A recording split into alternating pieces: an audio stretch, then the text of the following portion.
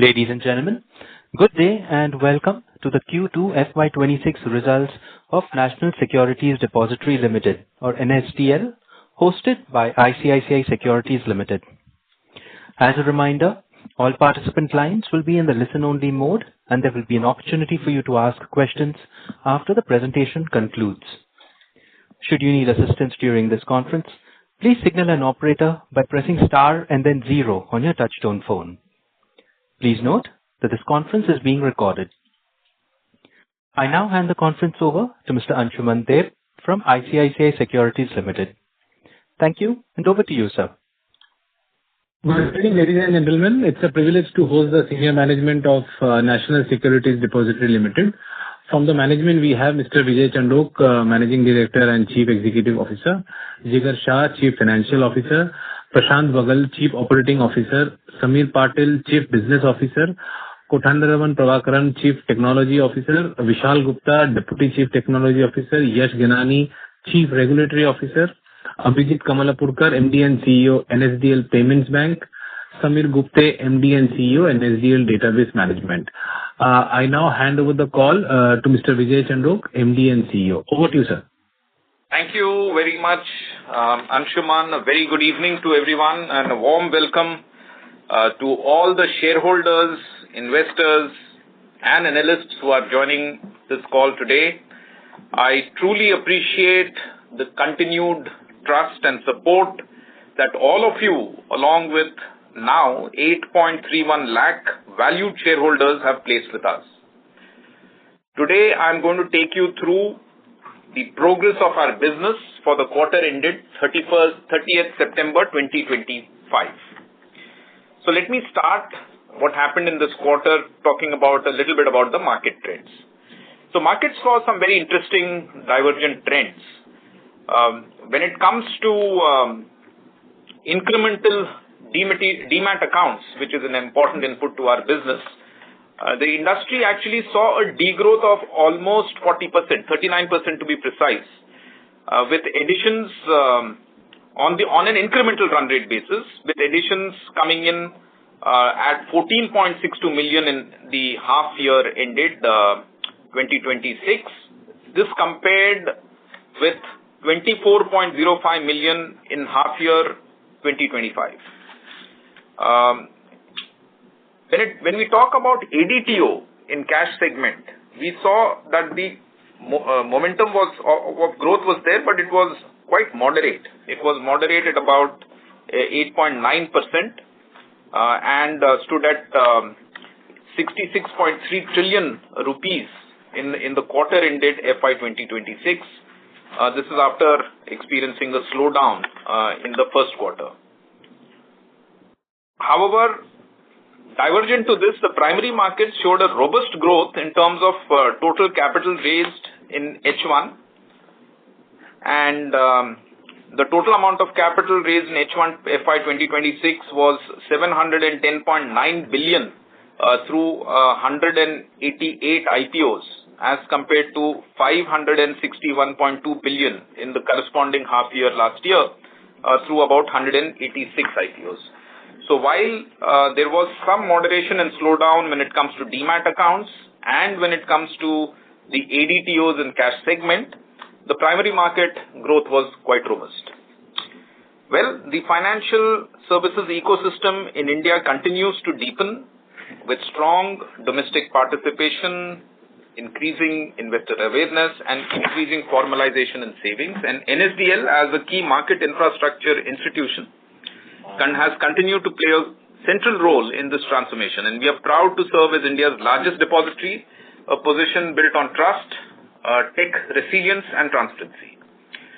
Now coming to specifically NSDL, I will talk about our operational performance first. During the quarter, our operational performance remained strong. The total number of demat accounts for NSDL crossed 4 crores and stood at 4.19 as at September 30th, 2025, and with an incremental run rate of 4.9%, and this contrasted with the industry which showed a degrowth of about 39% on incremental run rate. As a result of this, our incremental market share in Demat account additions during quarter 2 stands at 17.6%, which is a sharp rise from 9.9% in the same period last year. So we've seen an improvement of 770 basis points in the retail Demat account market share, incremental market share in the current quarter. In the unlisted issuer equity segment, our leadership strengthened further with a market share of 73%, and over 11,500 companies were admitted on the NSDL network during that quarter. And a milestone that we crossed as at September 30th, 2025 is that we had more than 1 lakh issuers onboarded on us. This reflects the trust placed by issuers on our platform and the deep engagement that we have established across the corporate ecosystem. Well, our focus on technology and process innovation continues to be the cornerstone of our growth, and several key digital initiatives were rolled out in the recent past, and I'll talk only about a few of them. So we successfully migrated to the common contract note regime on our platform called Steady. We also integrated the proxy advisory recommendations within the e-voting system, specifically targeted at the retail investors. We launched the enhanced Speedy application, which offers a consolidated view across the securities on the app. We also did a successful implementation of the direct payout settlement of securities earlier in the year. We also remain deeply committed to investor protection and financial literacy, and in this connection, our joint awareness campaign with SEBI under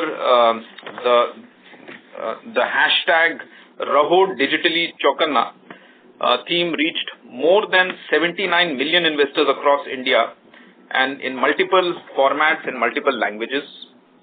And we continue to conduct over 2,500 investor awareness programs annually, reaching out to about 1.56 lakh participants across Tier 1, Tier 2, Tier 3, Tier 4 and Tier 5 cities.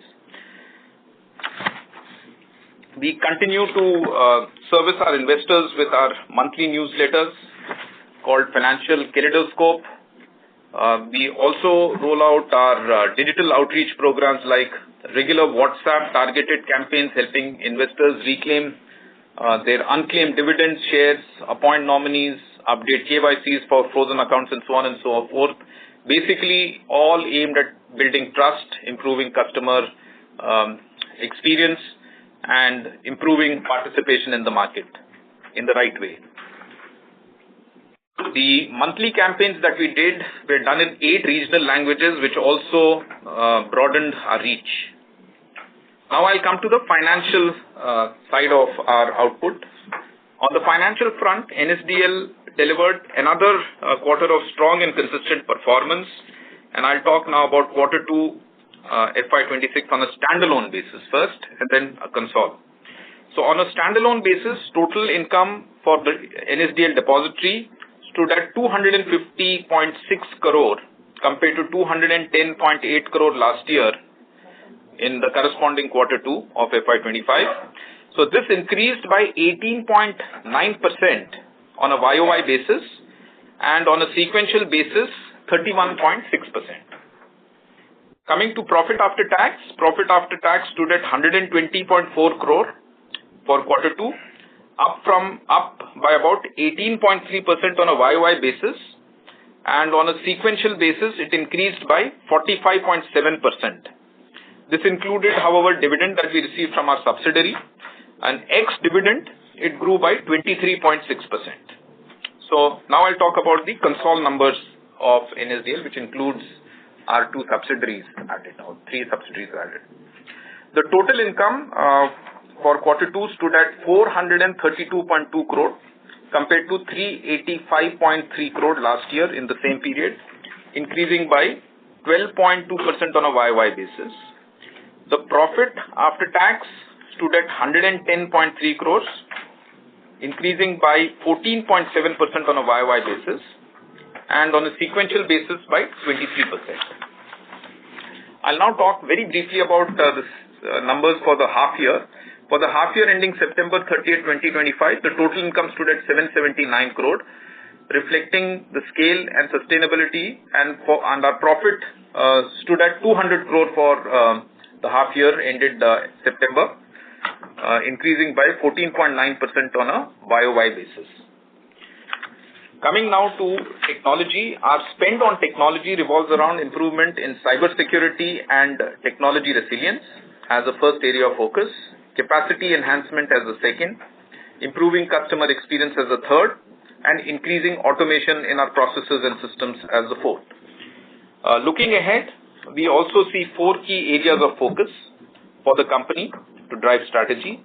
One is deepening retail investor participation through improving digital onboarding experiences, investor awareness, and also focusing on acquiring new age brokers as our depository participants.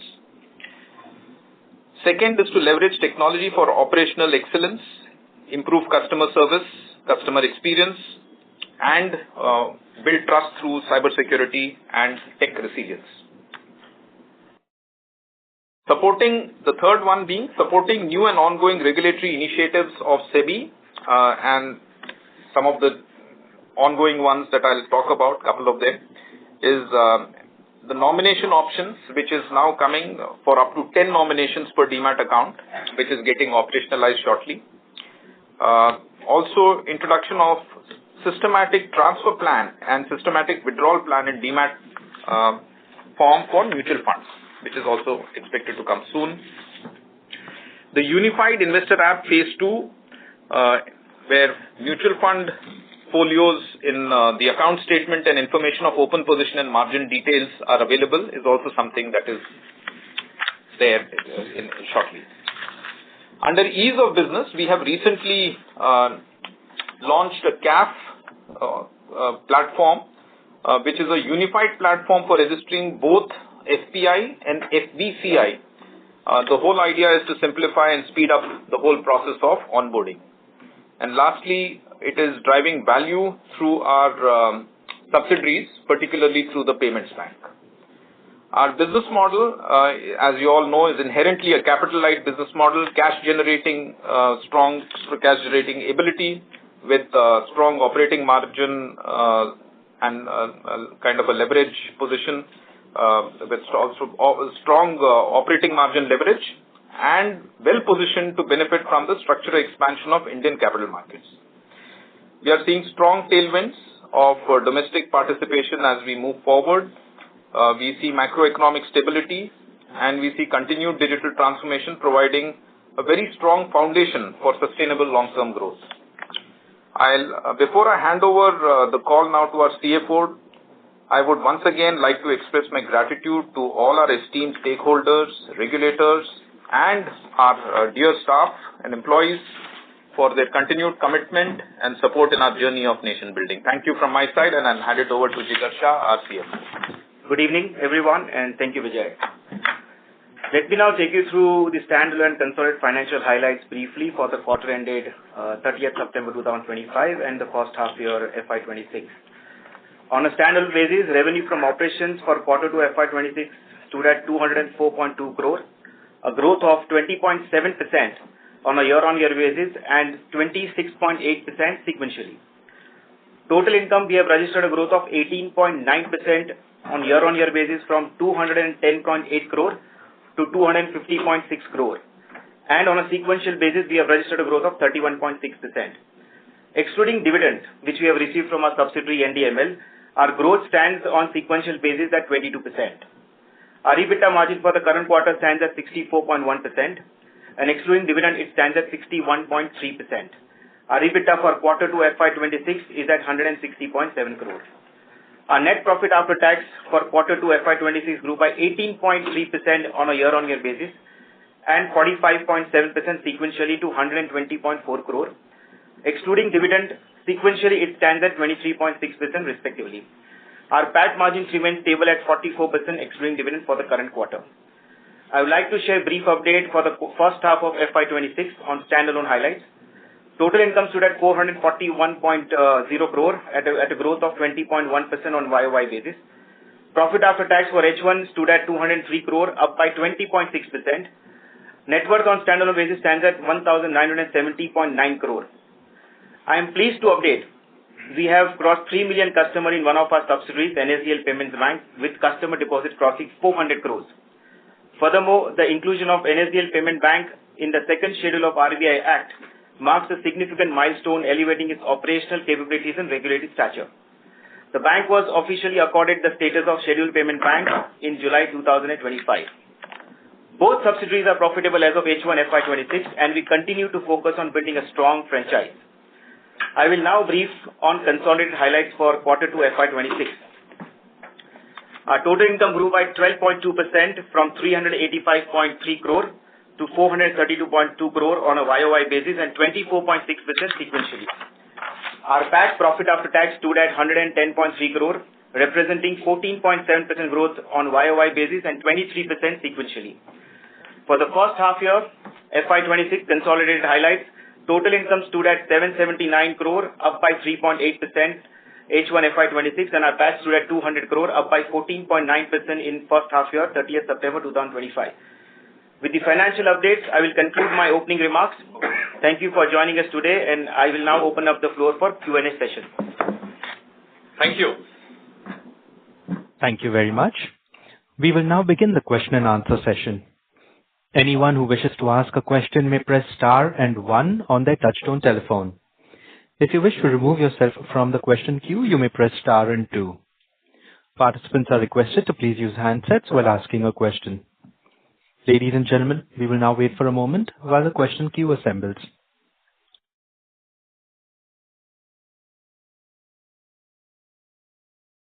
Our first question comes from the line of Swarnabh Mukherjee from B&K Securities.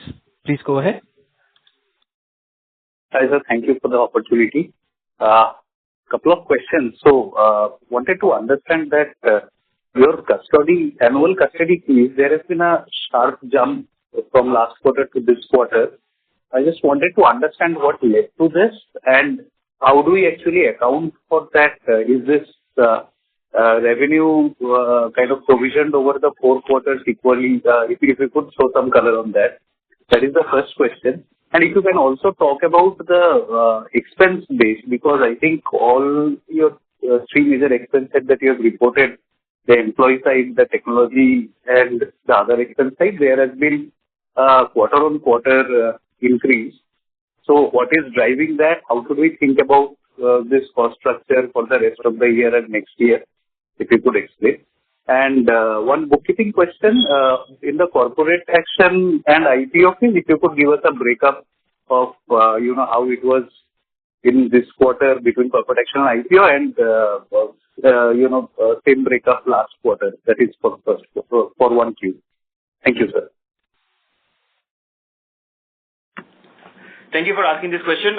So for the first question with regards to the custody fee, essentially these are the custody fee that we charge from our, onboarding the customers. And in the past, we would have seen that, like for the example, this quarter we have onboarded 11,000 companies, on our depository platform. So bulk of the custody fee, now we have an equal share with regards to the listed custody fee and unlisted custody fee. So bulk of the fees, if you see the growth on quarter-on-quarter basis, it's emanating from the growth that is happening in the unlisted space, and we continue to have a higher market share of 73%, on a month-on-month basis. So that's part one of, on the custody fee. The second part of the question with regards to the expenditure, which is going up on a quarterly basis as well as, yearly basis. As you would have heard, Vijay, our focus is to strengthen our technology. So there are a lot of exercise we are doing in order to build our capacity, as also at the same time trying to strengthen our core depository. And with that regards, there are a lot of activities we are doing within the company with regards to something like clean air gap solutions. There are a lot of core depository work that we are doing, and that is getting front loaded. One data point which I would like to share in this first half year, we have spent about 30 odd crores as a capital investment, which is part of our disclosures as well, compared to previous year, where for full year we had spent 35 odd crores. So technology remains a core focus for us to do large investments, and that's where you will see the continued investment to augur in the next couple of quarters.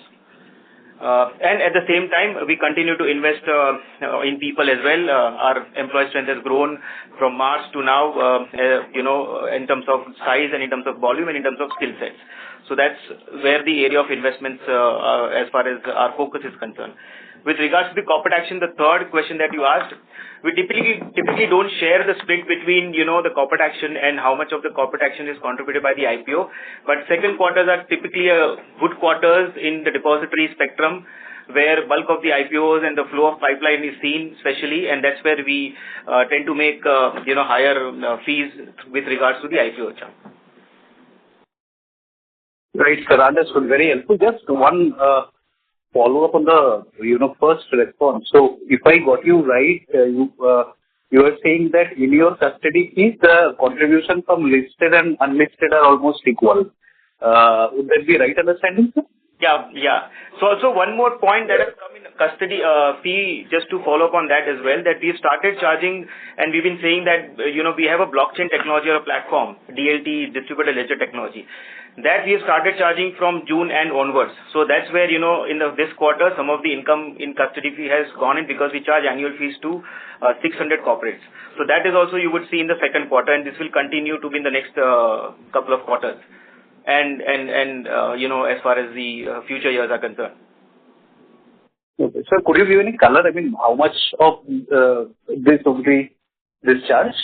How much of the custody fees? So we are not giving split, how much the breakup of the custody at this point, as and when we move ahead and progress maybe into multiple quarters, because this is just an activity that we started off. Once this revenue becomes significant, we'll definitely circle back.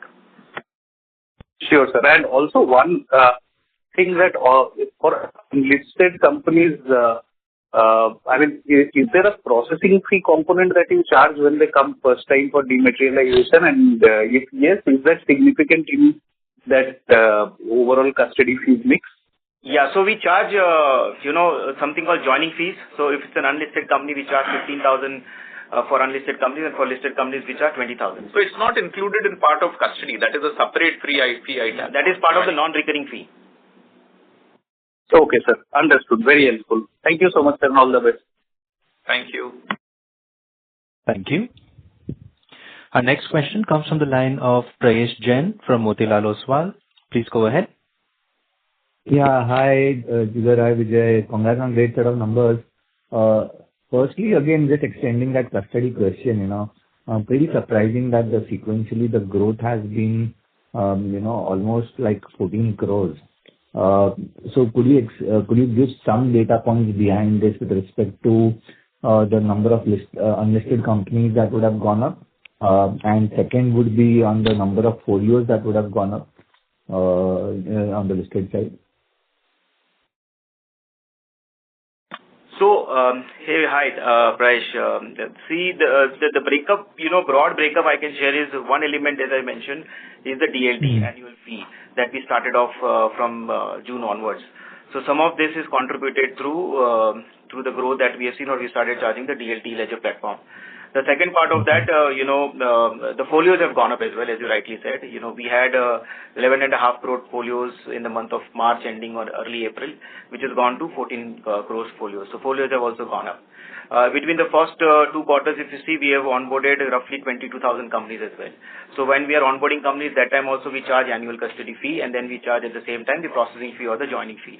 So it's a collective, effort of all three line of services, which is, looking at our sequential growth with regards to 14 odd crores. Got that. And, the other question is on demat accounts. While in the second quarter, we really saw an improvement in terms of incremental demat accounts. October data seems to be otherwise, and there has been a fall. Anything to read into it? How should we think about incremental demat account market share from here on?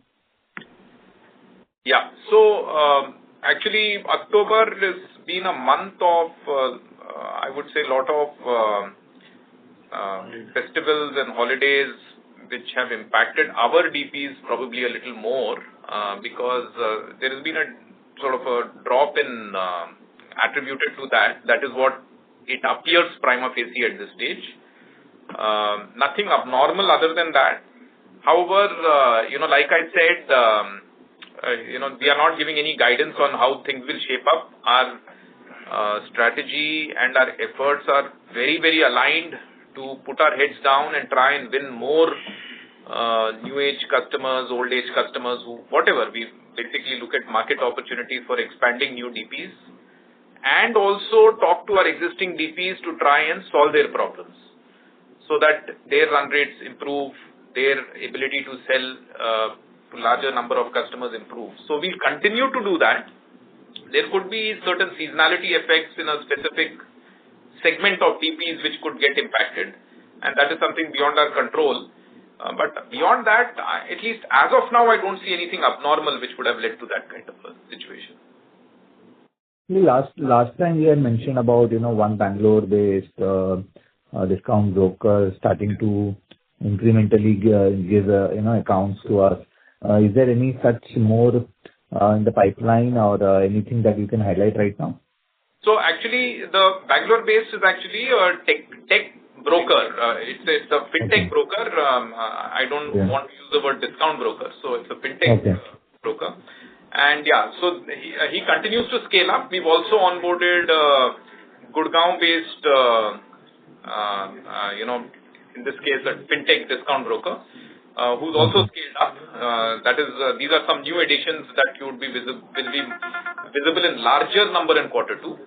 And also, while it's not available in the numbers yet, but a very large Bombay-based new company has also sort of submitted their application, and all necessary integration is underway, whose numbers are yet to be visible in the outcome that you've seen in Q2. Got that.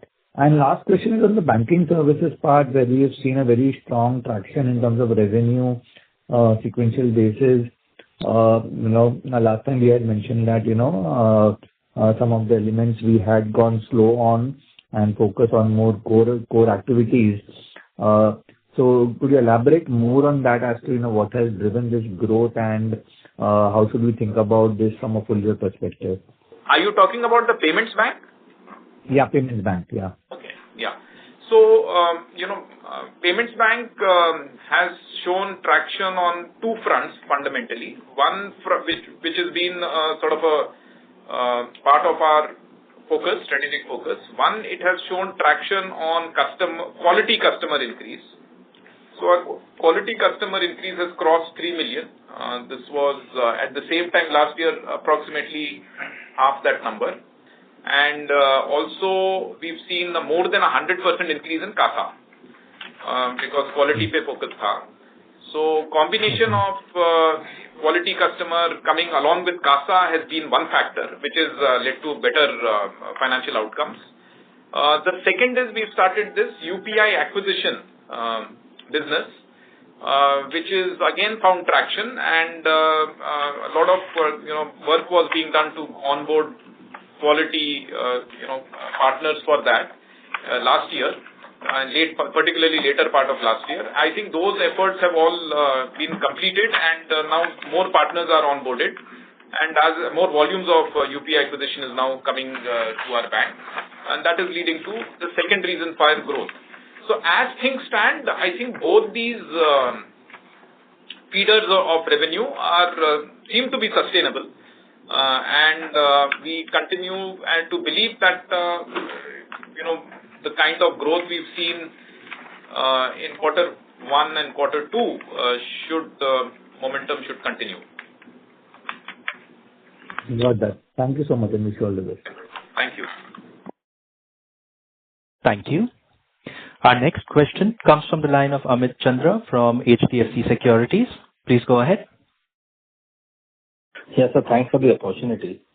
So my question is on the annual custody fees. Sorry for harping on that, but the major part of the growth that is coming in annual custody is from the unlisted opportunity. So where we are in terms of the unlisted opportunity, do you see it more structural and continuing for another 3-4 quarters, or is it in the next 3-4 quarters we can see some dip there? And also in terms of market share for the unlisted, how do you see the market share moving? Because earlier we were only issuing the ISINs. Now the ISIN issuance has also gone to the competitor. So can we see some some market share loss there in the unlisted part? And also second question, sir, is on the overall cost. Obviously, there has been increasing cost, and you mentioned that you are investing in the platform and technology.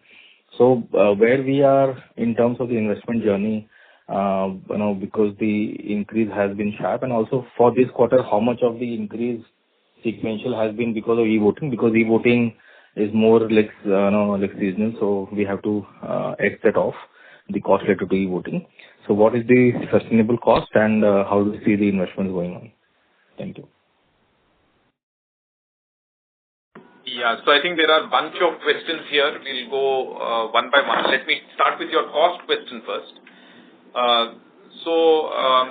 We've been saying this in the past also, that as far as cost is concerned, we do believe that historically we have underinvested in technology and certain types of skills that are required, particularly in the field of technology,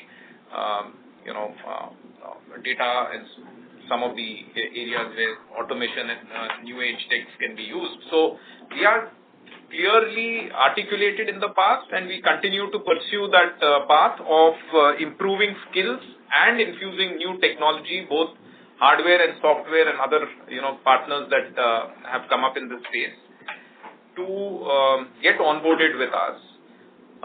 We'll continue to do that because the business, we believe, needs it. We also anticipated growth in market opportunity translating into numbers, which is, as you can see in the half year, it has played out. But for whatever seasonality of these factors or transient pullbacks that markets can unpredictably demonstrate, I think those things we will take it in our stride. We remain resolute on increasing our spends in the right areas, and that is right people and technology. So while we are not giving any guidance on how the costs are going up, I think it's a little bit of discretion. You should give it to the management team that they will manage. They will spend the money in the right areas with a medium to long term benefits coming out. Because in any case, we will strongly believe and we have confidence this is an operating leverage business. So there could be potential, front loading of costs, which could have impact on margins. But if the business is concomitantly coming with due to good market, then that operating disadvantage, that little bit of margin disadvantage will not be very sharp, which is what you would have seen in H1. Despite our increase in spends, you would have seen margins are still not too impacted. But if the second half in terms of market opportunity plays out on the other side, then we'll continue to do our spends. There could be impact on market. So I don't know how the market will play out. But on cost, we remain resilient. On your customer custody question, I think, as probably Jigar also alluded to, there is an element of DLT which is included in that annual fee. Which you have to segregate. So there's a custody component there, and there's also a DLT, which is our distributed ledger technology component, which was not being charged in the past, which has started getting charged in Q2. So that is giving a little bit of a bump up. Both these charges are here to continue. The future scale up of custody fee is clearly a function of two things. One is how onboarding of demat accounts in the listed space, how onboarding of customer accounts happen, as well as how onboarding of unlisted companies happen. So I don't want to give any guidance of how the demat account scale up will happen. As I already mentioned, we will continue to focus on growing the numbers, and we are doing a lot of effort in trying to increase run rates there. As far as the unlisted customers are concerned, issuers are concerned, I think we are clearly seeing from a market's point of view, things are sort of peaked out and it is slowing down. The reason is because we have now, I think, close to 1.4 lakh issuers who have already onboarded. So, as taken license and dematerialized their shares. So, going forward, the run rates are definitely expected to slow down. As far as market share is concerned, again, giving no guidance, we are broadly in the ballpark of that 70-72% kind of a range, which is where it is. I think our effort will be to remain, plus minus 2% range mein shayad rahenge. That's what we'll try to do. I don't think we don't see that as a very big point of change. Having said that, there was a third question, I think. Can you just remind me what? So you have almost covered. So the next thing that I want to ask is on the incremental market share. Obviously, we are seeing some improvements there in terms of the incremental share that we see on a monthly basis. But onboarding some of the smaller brokers or some small brokers will not move the needle. So because a lot of concentration is there with the top 3-4 discount brokers. So what is the necessity for a discount broker to shift or to de-risk themselves from one depository? Is it a necessity, or they are happy with working with one depository itself because they are very comfortable with working with them? So what's the thought process there? Yeah. So singularly, depending on shifting a depository from depository A to NSDL is not, our strategy is not completely predicated on that. Right? Our strategy is predicated on finding, even today there are some very, very large, potentially very, very large, new age brokers who are getting started. We have engaged and we have started the process of onboarding them. Their numbers are yet to play out. I think if these people in the next few quarters complete their integration and start onboarding and gain momentum, they could be very, very meaningful numbers coming to our kitty. But that is, of course, contingent on their own scale up and the pace of their scale up, etc., and how successfully they scale up. But the names are very, very promising. So it is not just predicated on winning, the existing players getting transferred, because winning existing players transferred would require, some value to be offered. We are seeing out of the top few brokers, one of them, promising, but it is still, till they don't happen and they don't start showing numbers, I don't want to give any commitment. Conversations are definitely on, so we'll have to wait and see whether that happens. So our market share, we feel optimistic will, do well because of the efforts that we are doing. But obviously it is to be seen. Okay, sir. Thank you and all the best, sir. Thank you. Our next question comes from the line of Sanil Desai from ICICI Securities. Please go ahead. Good evening. Thank you for the opportunity. So my first question would be more on the breakup of the revenue which you have given. So I see there has been some change in reporting, like the numbers from last quarter which were reported in the PPT and this quarter. So can you just tell what has been the general changes? There was some figures from different over here. And if possible, can you give the revenue for FY25 in the same breakup? So it just helps, to connect with that. No, we have not changed the reporting. The only thing that we have done is that the classification of DLT has got added. But however, having said that, the FY25 breakup is there. If you want H1, we can share the H1 separately to you with regards to ensuring, you can have like-to-like comparison. So right now we have all annual fee or the custody fee sitting as part of recurring fee, which is 43%. Corporate action, e-voting settlement, and the other transaction charges. The other includes pledge fee, joining fees, cash, and other data charges. That's how we are putting across our revenue breakups. Yeah. No, I just meant that, last time you had just given transaction fee, I think, which included corporate action as well. Now I think you have split it. So there was some, I think. Yeah. So that's why you've got the Q1. If you want the prior years, we will definitely share the similar breakers to build into your model. Yeah, that would be helpful. And secondly, I think just touching upon the last question, where I think you alluded to the fact, that the run rate for the unlisted companies has slowed down.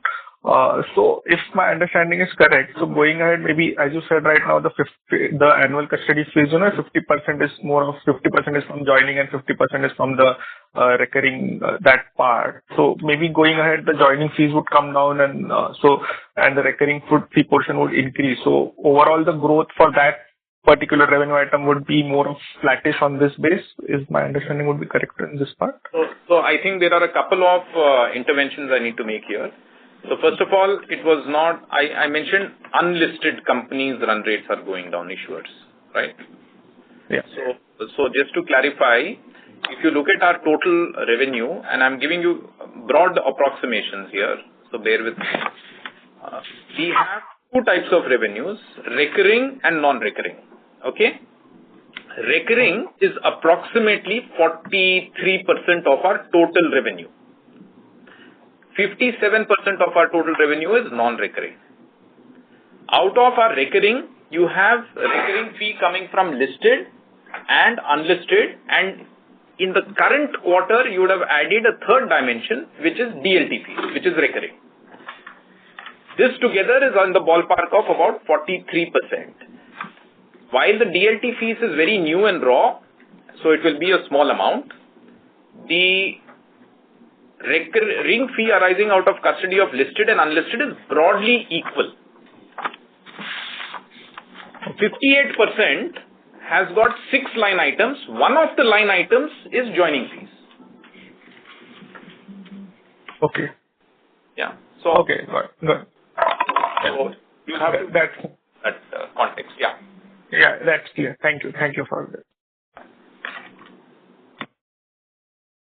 Thank you.